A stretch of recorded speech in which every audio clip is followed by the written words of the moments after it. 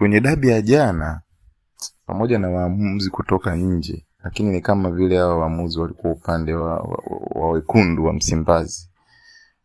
Kutokana na haya matukio hapa ambayo sio haya tu, kuna mengine, lakini haya ni makubwa zaidi.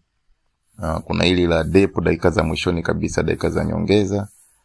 Depo anawini mpira kwenye 18 golini kwa Simba pale.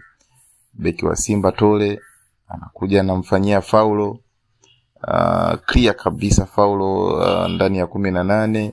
Anampiga na mkono Depu kwa kumziba, lakini refa anapeta twende kazi. Nyingine hapa huyu Luemba anamrukia Boka kama vile kumfuu vile, mrukia Boka kichwani, lakini hili stahili kuwa kadi nyekundu, haikutoka kadi. Kwa hiyo unaweza ukaona kabisa ni kama vile hao marefa walikuwa upande wa mwekundu wa Msimbazi, na hii mechi mwekundu wa Msimbazi alitakiwa kushinda, lakini ndio hivyo tena, Yanga wakamfanyia comeback na wakamkosa. Haraiti angetoa penalti ya Depu, tungekuwa tunazungumza mengine leo.